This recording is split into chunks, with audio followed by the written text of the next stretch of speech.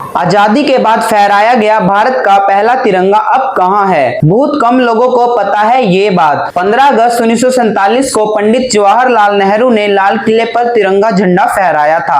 आज भी हर साल 15 अगस्त पर प्रधानमंत्री लाल किले पर तिरंगा फहराते हैं। लेकिन क्या आप जानते हैं कि जिस तिरंगे को पंडित नेहरू ने फहराया था अब वो कहां है? नमस्कार, मैं साहिल स्वागत करता हूं आपका आपके अपने चैनल में। आज मैं आपको इस वीडियो में बताऊंगा कि आजादी के बाद फहराया गया भारत का पहला तिरंगा अब कहां है। 28 मई को नए संसद भवन का उद्घाटन होने जा रहा है। इस नए संसद भवन में स्पीकर के आसन के पास सेंगोल रखा जाएगा, जिसका इतिहास 800 साल पुराने चोल साम्राज्य से जुड़ा है। सेंगोल इन दिनों चर्चा का विषय बना हुआ है। कहा जा रहा है कि सेंगोल सत्ता के हस्तांतरण का प्रतीक है। इसी तरह देश की आजादी में एक और प्रतीक के बारे में ज्यादातर लोगों को नहीं पता है।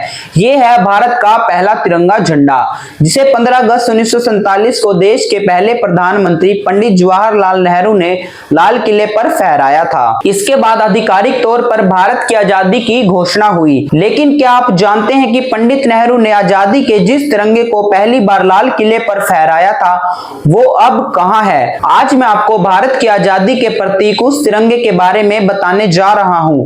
कहां है आजाद भारत का पहला तिरंगा? जिस तिरंगे को पंडित जवाहरलाल नेहरू ने 15 अगस्त को फहराया था वो अब राजधानी दिल्ली स्थित आर्मी बैटल ऑनर्स मेस में है। प्रधानमंत्री नरेंद्र मोदी ने पिछले साल एक ट्वीट की मदद से इस बात की जानकारी दी थी। इस तिरंगे झंडे को राष्ट्रीय ध्वज के रूप में अपनाने का प्रस्ताव 22 जुलाई 1947 को कॉन्स्टिट्यूशन हॉल में संविधान सभा की बैठक में पंडित नेहरू ने रखा, जिसे सभा ने स्वीकार कर लिया। इस तरह हमारा राष्ट्रीय ध्वज अस्तित्व में आया था। बेहद रोचक है तिरंगे की कहानी। भारत के राष्ट्रीय ध्वज का इतिहास बेहद रोचक रहा है। जब स्वतंत्रता सेनानी आजादी के लिए संघर्ष कर रहे थे तब देश के एक राष्ट्रीय ध्वज की जरूरत महसूस की गई। 20वीं सदी की शुरुआत में ही इसे लेकर विचार विमर्श शुरू हो गया था। राष्ट्रपिता महात्मा गांधी ने यंग इंडिया के एक लेख में राष्ट्रीय ध्वज की जरूरत बताई। इसके बाद पिंगली वेंकैया को राष्ट्रीय ध्वज तैयार करने की जिम्मेदारी दी गई। उन्होंने केसरिया और हरे रंग का इस्तेमाल कर ध्वज तैयार किया। इसमें केसरिया रंग को हिंदू और हरे रंग को मुस्लिम समुदाय का प्रतीक माना गया था। बाद में लाल हंसराज की सलाह पर गांधी जी ने झंडे के बीच में चरखा जोड़ने का सुझाव दिया। ये झंडा 1921 में हुए कांग्रेस अधिवेशन में पेश किया जाना चाहिए था, लेकिन तब तक ये तैयार नहीं हो पाया। इस बीच इसमें सफेद रंग जोड़ने का सुझाव दिया गया।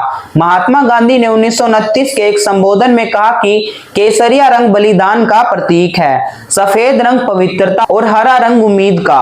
22 जुलाई 1947 को अपनाया गया तिरंगा, शुरुआत में इसे स्वराज झंडा कहा जाता था। इसमें ऊपर की पट्टी केसरिया, बीच में सफेद और नीचे हरा रंग था। बीच में नीले रंग से बना चरखा था। 1931 में कांग्रेस ने स्वराज झंडे की ही राष्ट्रीय ध्वज के रूप में स्वीकृति दी। बाद में 10 जुलाई 1947 में संविधान सभा की बैठक में राष्ट्रीय ध्वज के डिजाइन से जुड़ी बारीकियां तय हुई। इसके बाद 22 जुलाई 1947 को हमारा नया तिरंगा अस्तित्व में आया। ऐसी ही और लेटेस्ट खबरों के लिए जुड़े रहे हमारे चैनल के साथ। धन्यवाद।